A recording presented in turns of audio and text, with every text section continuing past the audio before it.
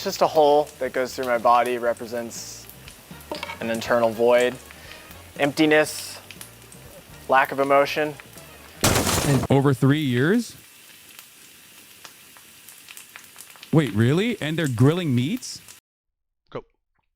Episode 239, let's go. Meat Boy UFC 323. Real quick shout out to Tristan Reddy, our latest sub. Appreciate you grilling and chilling. 2 weeks ago, Meat Boy, we were in Qatar. MEATLOCK, absolute L.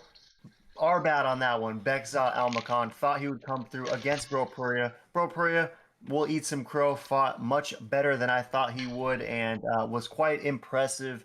Name he actually fought well. So we'll see what the ceiling is for him. But either way, Meat Boy, there were some interesting fights. I went 1-3. You went 2-2. Ultimately, Gaziv and Spivak got canceled. Gaziv ends up fighting Waldo. Waldo smokes him easy light work. I do want to zip ahead to the co-meet though, because Ian Gary versus Bilal Muhammad. What'd you make of that? And do you think Ian Gary is deserving of the next title fight, or do you see the tea leaves and it looks like we're going to get Islam versus Usman for the next title shot?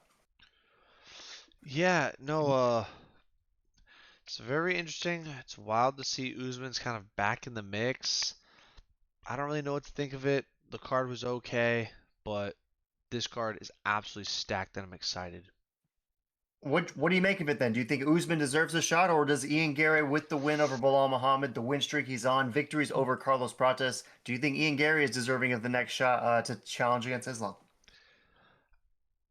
If Usman gets it, that's wild. If Ian Gary gets it, it's not that wild. But I would love to see Shavkat. I don't know where he is. I don't know if he's injured or hiding or what. I'd have to look it up. I haven't. It's like I almost forgot about him until we were talking about right now. But I'd like to see Shavkat get a title. But I guess they'll probably just do Ian Gary. That's a quick, easy money, a easy win. They'll throw Islam a bone. Here's a free win. Also, it'll sell good pay-per-views. Usman, I don't really think the pay-per-views sell as good, so they probably won't run that. Yeah, it's interesting. We'll see what happens for sure if perhaps they don't want to give Ian a shot before Shavkat, to your point, and they want to give Islam a free dub perhaps against Usman. Perhaps that's the opportunity. But either way, what'd you make of the meat event? Arman Sarukian versus Dan Hooker. I kind of thought it would be more competitive. I picked Dan Hooker for the YOLO. That obviously did not work out. Is Arman next in line for a title fight? Or, I mean, we basically see that's not happening because of the interim with Patty and Gaethje. But when the interim nonsense is solidified, is Arman going to be first in line after that victory over Dan Hooker? Yeah, I feel like he absolutely will be. Ar I don't know that UFC. I feel like kind of doesn't like Armin though. Um, I don't know. The fact that he demolished Dan Hooker that bad kind of let me down. I thought Dan had a little more fight in him, a little more dog. I thought maybe he'd get a KO or something, but he just didn't. Yeah, he didn't at all. The fight was basically non-competitive. And shout out to Arman. The dude obviously is next level. To your point, I kind of agree with you. I think the UFC does not like Arman. I mean, when he ruined that main event because of his back issue, when he was going for the 360s in front of Nina Drama, I mean, to me, that doomed him as far as reliability was concerned from the UFC's perspective. But either way, my boy, it's been 2 weeks off. Are you ready to swap us through to 323? It's a stacked card. We're just breaking down the five main card fights, but you ready to swap us through? Yeah, yeah. No, let's get to it. Meatlock. Yeah, move us over. Then you see the text Tatsuro Taira taking on Brandon Moreno. And we like this as a meatlock dog. We think Brandon Moreno is coming through off a nice recent win streak. And Tatsuro Taira, obviously, the kid has been extremely impressive. When he's beating guys, he's dominating them and has very creative finishes that not a lot of dudes at this division can replicate. But he's taking on Brandon Moreno, who is a guy who's fought everyone, has wins over basically everyone not named Pantoja, and it's just going to be too much of a levels test because Brandon Moreno, I mean, obviously the dude is an OG, a veteran, a great in the division, but he's still just 31 years old. And when looking at Tatsuro Taira's victories, Alex Perez, very impressive. Then you start scrolling up and down trying to find a second name, and none of them really jump out. So, what do you like personally about this Brandon Moreno meatlock dog? How do you think he gets this one done over Tyra? And is he going to finish him, or is this just going to be an easy grind him out decision? Yeah, I was very surprised to see Brandon Moreno as a dog. Like that blows my mind. I mean, Tatsudo, if you look at his record, I mean, what's the best name? Perez? Like there's not really nothing there. Moreno has some of the craziest resume wins I've ever seen. So the the odds makers, either they're tripping or the fans are tripping. I'm not too sure, but I just don't see how Moreno loses this. Moreno has great takedown defense, great jiu-jitsu, great striking. Tatsuro has great jiu-jitsu. I wouldn't really consider him as a wrestler. He's more of a jiu-jitsu guy. So like I don't know. It's very hard for me to swallow that Tatsuro beats him on the ground or even gets him to the ground. I think Brandon Moreno is going to piece him up. He's going to beat him down, bully beat down 2.0, Figgy style, on how he just hit him with the knuckle of doom, knocked him out, took his eye out, and I think he's going to do the same thing to Tatsuro.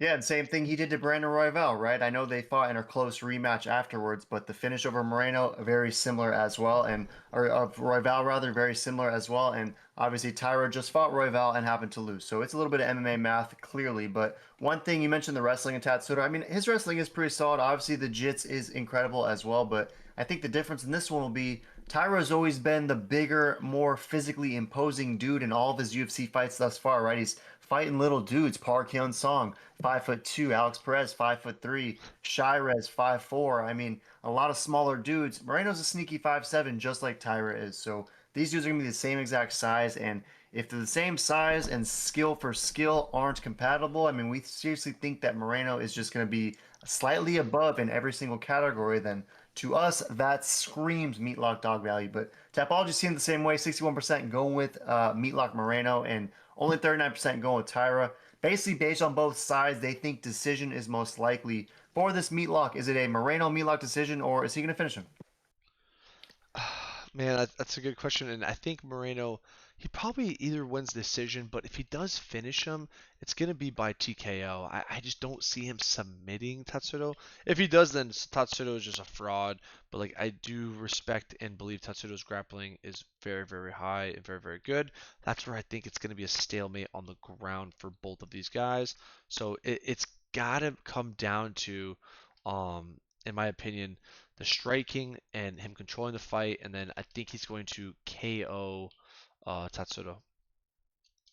Very nice. Look for the leg kicks as well. If Moreno is able to perhaps get a TKO on this one, that would be sweet. I think decision is probably safest, but either way, keeping it simple, throwing down an easy 110 to net 100, and excuse me, throwing down an easy 100 to net 110, and it's a Meatlock dog. You see the text. Swap us through that, meat boy, because this one's interesting. We're going from Meatlock dog to Bogdan Guskov. Previously, the nomenclature was Bum Dog, but Bumdog is on a fat win streak, 4 in a row, couple performance of the night bonuses, and of the 4 fight win streak, they're all by finishes, some even in the first round.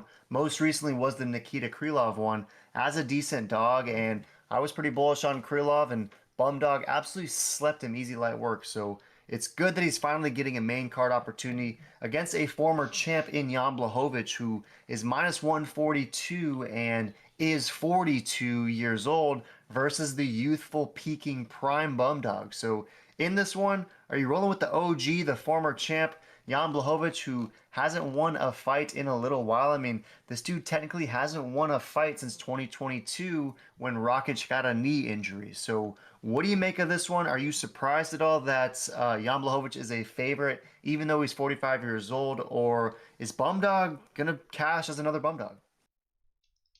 Yeah, I think I think Bumdog will catch as another Bumdog because Blachowicz is like 50 years old at this point. It's just like he was a champ, he was a legend for a bit, and I think the time is up, unfortunately. If the time is up, how do you see him losing? Because we obviously know Bumdog is a dude who's been going out there sleeping everyone. He got that one submission over Billy Elikana, but beyond that, he sleeps Zach Puaga, TKO over Ryan Superman Manspan, and Nikita Krylov obviously gets slept by one punch. Jan Blachowicz, meanwhile, hasn't gotten slept since 2019 when Thiago Marreta Santos was able to absolutely put his lights out. And all of his losses since then were either by submission or by decision. So if you're taking Bumdog, do you think he's going to go out there and be the first guy to sleep Jan Blachowicz in 6 years? If he does, that's going to be bum dog to top G, but I don't know if he sleeps him. I think Blachowicz has enough. I don't know if he. I think he's got enough chin left in him to not get slept, but I think he probably just alludes to being gassed out and just being outpoint and outmatched by the new young killer, bum dog. So I don't think Blachowicz gets knocked out, but I think he'll lose decision pretty bad. Yeah, 60% is going with Jan Blachowicz on Tapology. A lot of beige for those who are backing Jan. And of the 40% bum dog backers, it's basically all brown. So those taking Guskov think that he's going to go out there and sleep Jan Blachowicz. I'm kind of thinking in that same vein. I don't know. Something tells me that if this fight goes the distance, that might not be good for Bum Dog. I mean, we're seeing Bum Dog in all these amazing recent fights, but he's getting finishes and doing so without ever seeing a third round. And Jan Blachowicz is a dude who has gone 5 rounds many times. Like his gas tank is rarely in question. So I think a question could be Bum Dog's gas tank, given the fact that we haven't seen him in later moments. So I think it's Bum Dog KO or bust. Ultimately, what's the final pitch for why Bum Dog is able to sleep Jan if that's only his pathway, as I'm kind of anticipating? I mean, if Bumdog sleeps him, that's crazy. I think he wins for sure. Um, but yeah, I mean he's got to take out the legs and then knock him out and take that old chin out. But I don't know. This is an interesting fight, but yeah, I just don't think Jan is the Jan that we used to know. He's just getting old. So I hope he wins though, but I just don't see it. Yeah, rooting for Jan, but I agree with you. I just think it's the Jan that it's not the one that we used to know. It's a great way to put it. And ultimately, I'm with you. Let's go Bum Dog in this one. I'll go Bum Dog by second round KO. I like the leg kick idea. I think if he chops out the base of Jan Blachowicz, perhaps he's able to make him into a wounded gazelle, and Bum Dog can capitalize on that. So we're both going Bum Dog. Swap us through, though. This is another one I'm curious to get your take on because Henry Cejudo hasn't won a fight since 2020, has lost 3 straight. Obviously, we know the lore. One of the worst retirements, botched careers, perhaps one could argue, and it could be coming to an ugly head in this one against Talbalji, who is a minus 265 favorite. You and I were a little bit surprised to see, and he's coming off a nice recent win for Felipe Ligma. If you remember, we meatlock dogged it. He was a plus 150 dog. Everyone was bullish on Felipe Ligma as this rising upstart, but we kind of thought that Talbalji would respond positively after that levels test loss to Ione Barcelos. So the odds makers bailed on him right away, right? We capitalized. Now the odds makers are all aboard the Talbalji train again, giving him as a minus 265 favorite against a former champ and one could argue one of the most accomplished combat sports athletes of all time. So are you surprised, or rather, why are you surprised by these odds? And if so, are you taking Triple C as a juicy plus 200 dog, or is his time done and it's the era of Talbalji? Yeah, no, this is a sick fight. This is a fun fight. It is. I'm a little hesitant to take Henry because Henry's already announced this is my last fight. I'm done after this. So it's like you're kind of you're actually 2 feet out the door and like an earlobe in, kind of. Like I'm just kind of here for the money. I hear you, Dana. I'll do it. I'll make the weight cut, but beyond that, I don't care. So it makes me very hesitant to pick him. But that being said, plus 200, Henry Cejudo, Triple C, Triple Champ. Like obviously he's gonna win. Like what is Tabology even won? Um, I mean he's beaten really nobody, but this is a big name. If he does win, that's awesome. I just don't see it. I think Henry Cejudo should be able to take his wrestling, take him down at will. If not, I mean it's crazy to see how wrestlers can go from Olympic gold medalist to they can't even take down a Tabology. It's going to be curious, right? Because if we remember, that fight against Jaime Barcelos was in January of this year, right? And what was the story? Barcelos, repeated takedowns, Talbalji appearing like an absolute amateur when on the ground, just got stuck, pinned underneath Jaime Barcelos for the entire 15-minute contest. Fast forward 6 months later, and Talbalji, as a plus 150 dog, was then doing the same thing to Ligma as Barcelos did to him, aka relentlessly taking him down. So I guess the question becomes, we saw the market improvements over just 6 months that Talbalji made between Barcelos and Ligma, between those fights in the wrestling department. If he got that much better in 6 months, will another 6 months now coming in December be enough for him to not only stop the takedowns of Triple C, but perhaps even out MMA wrestle Triple C, or is that just ambitious? No, I mean it definitely could happen. He's young, he's hungry, so when you're hung and you're hungry and you're coming off a loss, you learn a lot and you can grind that out and get very good very fast. Um, Henry clearly is not that hungry. clearly has not learned too much because he's already reached the highest of the high. It's more just doom and gloom for him, in my opinion, a paycheck. So it's not out of the realm, but I don't know. I'm still those odds at plus 200, and I'm banking on Henry's actually prepared for this, not on the shingles. Henry should get this done. Yeah, Triple C is unshingled, then perhaps that could be dangerous, and a juicy plus 200 dog could be available as well.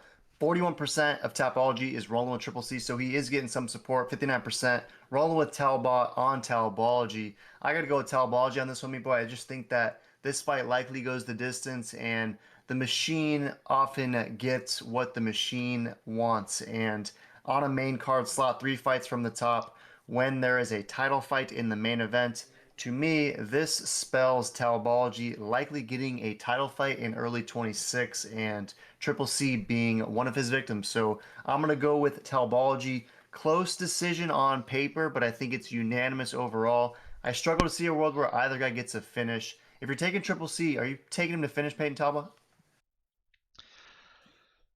No, I think I don't know if he finishes him. I think it'll be a point, grind it out via decision. But I think if Peyton wins, I think he does knock out Henry Cejudo.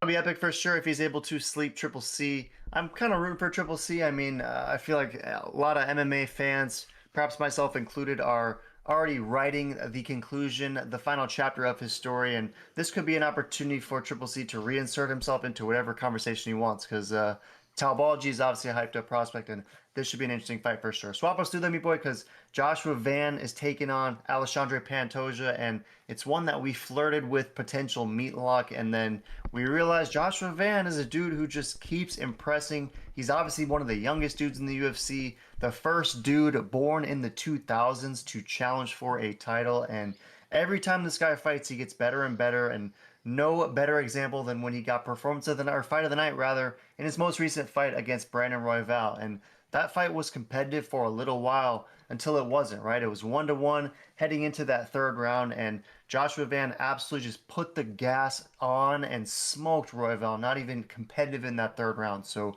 the fact he was able to dig deep and clearly dominate a dude in Raw Dog that decisively, to me, was an eye opener because I thought Royval was going to win that fight, and Joshua Van just continues to impress and continues to pick up victories that a lot of people don't anticipate him to get. So in this one, is that story going to remain the same, or is it the same exact narrative for Pantoja too, where every time this guy fights, he's getting better and better? Every time you think that the worthy challenger has finally appeared across from him, Pantoja reminds everyone that there's simply too much of a gap between him and the rest of the division. So in this one, is Joshua Van going to be better than anticipated, or is Pantoja simply levels above everyone, and that includes Joshua Van?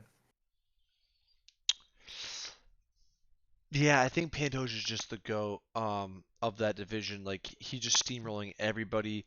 If anyone's gonna get it done though and get the upset, it's gonna be this guy Van. I can't pick him, and yeah, we were really debating on Pantoja because it's just he just seems like such a lock. But the mystery man Joshua Van, you just I don't know, you just never know. The way he looked his last bout, it's like maybe he's gonna have Pantoja's number. I don't know. It's gonna be crazy, but Pantoja is going to absolutely steamroll. Steamroll for Vol, but Panto. Yeah, could be steamroller for Vola for the mystery man Joshua Van, and Tapology seeing the exact same way, right? Pantoja 78%. It's basically all copper for the sub. 22% rolling with Josh Van, half and half for the KO. So do you agree with Tapology that Pantoja is likely to submit the mystery man Joshua Van, or do you see other pathways for Pantoja as well? I could see Pantoja winning KO or submission. Honestly, I don't think he's gonna win decision. Uh, he's just been going such an insane pace. I'd be so surprised if Josh can even last that long, to be fair. Joshua, he's got to get a YOLO knockout. He's got to demolish, or maybe he could win by decision with the upset. But I just don't see it. Pantoja's just a freak. He's relentless, and so I think Pantoja's gonna gas him out, clip him, take him down, submit him. Just the bread and butter Pantoja way. Yeah, and if he gets a KO, perhaps, I mean, we saw in Joshua Van's second fight, he got absolutely slept by Charles Johnson. So if Pantoja is getting bored with the recent early easy subs he's been getting and wants to prove a point with a club and sub, perhaps TKO, then maybe that has some life as well. But I think Pantoja's got to be the pick here. Until we see Joshua Van against this level, it's difficult to know if he can beat this level. And if he does, then I don't know who the heck's going to beat Joshua Van and insert the new guard, the what do you even call him, the Zoomer champ, because this guy is going to be on a different level if he takes out a dude in Pantoja who, as of recently, appears unbeatable. So I'm going to go Pantoja. I'm going to go TKO third round. Officially, what are you saying? How does he get it done against Joshua Van? Yeah, I'm gonna say first round. First round sub. First round finish. My bad. First round finish. Let us know in the comments if we're sleeping on the Mr. Man Joshua Van and Alexandre Pan is Dunzo Balonzo. But swap us through me, boy. It's the meat event. It's one that we've seen before. We saw this story, right? Marab, the champ, definitely a sizable minus 500 favorite, which is much wider, much longer than it was the first time they fought. But ever since that first competition, I'm curious to know how this fight's going to go any differently because this was a fight in 2023. Marab got 150 takedowns, shot 400 takedowns, relentless pace, insane pressure. The CEO, as we might say it. But Peter Yan said he was injured in that fight, didn't have all of his tools available, and since that beatdown is on a beautiful 3-fight win streak with wins over Song Yadong, impressive, your boy Figgy, impressive, and Marcus McGee, who was on a fat streak, he made easy light work of as well. So in this one, plus 340 is Peter Yan. We've never seen Peter Yan odds like that before. We saw this fight the first time. Is this second installment going to be different? Is Marab the Machine going to meet his maker against your boy Peter Yan? Yeah, I mean Marab is just an unstoppable machine. I mean the odds make sense, minus 500. I mean he should be honestly minus 1,000 versus anybody he fights in the UFC. That being said, No Mercy Piotr Yan is going to absolutely knock his head off. Peter's coming for blood. Peter's coming for revenge. And Marab has been coasting. Marab, I mean, you can only be motivated to the crazy level he's been for so long. Like, I think this is that Kamaru Usman moment where he's probably going to ragdoll, and then Peter Yan is going to go headshot, and then it's all downhill. Marab joins the sour Milk Club with Aljo. Peter Yan is the GOAT, and he will show that this weekend. If this fight, this second installment, is going to be different, what do you anticipate being the striking changes from that first contest? Because, yes, what Peter Yan has done since that contest was impressive, but obviously what Marab has done has been impressive as well. I mean, you use the word coasting, but Marab has, I mean, this is his fourth title defense this year. We're never seeing a champ with as much activity, and it's not like Marab is ever looking bad in all these contests as well. I mean, Corey Sandhagen just got absolutely smoked. O'Malley smoked. Umar smoked. I mean, these are impressive wins with only a couple months in between, and never a moment in any of those fights where you're questioning if Marab is going to win the fight or not. So I guess what I'm curious is if you're going Peter Yan as a plus 340 dog, what changes will be different in this second fight to give you confidence to pick him? The only reason why is Peter Yan, No Mercy, Savage. You know, he's here to get that title back. He is still pissed off that his friend took the knee, bowed down, and took the W. It's unfair, not cool. And Aljo just ran away. So Peter can't get the revenge. So what's better? All right, his best friend Marab, who's the current champ, and Peter Yan has been on a beautiful 3-fight streak. Showing that he is one of the top of the top. If not number one, we're gonna find out this weekend. But I don't know. I just have this gut feeling that this is gonna be one of those upsets. Um, but I could be absolute speaking like a fool, an absolute fanboy, which I am of Peter Yan, and Marab might just steamroll him the whole time and do what Marab does best. I really don't know. It could be the same as Sugar. Could be the same as Marab as Peter Yan 2.0, but I don't know. I have a gut feeling that Peter Yan's gonna get this knockout and big upset. Yeah, perhaps it's a Rusty Dinkelman style super fanboy take, but or it could be double revenge, like you're saying for Peter Yan over Marab in this one. Either way, Peter Yan is already entertaining the idea of a trilogy. He's coming into this fight super confident. Tapology, however, is seen it the other way. 91% roll with machine. It's basically friends and family for Peter Yan getting 9%. So in this one, me boy, I like where your head's at. I do think that there could be something to this Peter Yan story. I mean, maybe if he can stuff those takedowns, perhaps the fight looks a little bit more interesting when it's on the feet only, but I don't know. I haven't yet seen a dude who's able to stop those takedowns, and Marab obviously has unlimited refills with that gas tank, so the relentlessness is something I think will continue, just like we saw in the first one. So I'll go Marab. I do think this fight will be closer, though, than that first installment, which was an absolute 5-0 start to finish body sesh. So I'm going Marab. I do think Peter Yan perhaps wins a round or two. However, I can't pick against Marab though until I see him get tested by someone. So I'll go Marab. Low key root for Peter Yan though, because that'd be a funny story. Let's make the trilogy out of it. And Peter Yan always underrated as a showman, in my opinion. So last thoughts. If you're going Peter Yan, is he sleeping him early and often? Yeah, I honestly think Peter Yan sleeps him first, second round. Once you get to the third, fourth, fifth, my confidence goes down a little bit. So I think he's got to get it done early and often. But maybe he puts on a masterclass performance and just beats him from beginning to end. But I don't know. Marab is the king of the EPO, CEO, true. And so I don't know. Unless Peter Yan jumps on the bandwagon and he's got infinite gas, I just think the later the fight goes, the less probability of Peter Yan winning becomes. Yeah, I buy that 100%. Let us know in the comments if you think Peter Yan has more life than he did in that first attempt, or if Marab is simply the machine and this is another notch on his belt. But either way, Meat Boy broke down 5. Easy light work, meat lock for a meat lock dog in Moreno. Any last thoughts on UFC 323, episode 239? No, this is a sick card, fun card. Throw in the comments who you want and why, and smash subscribe.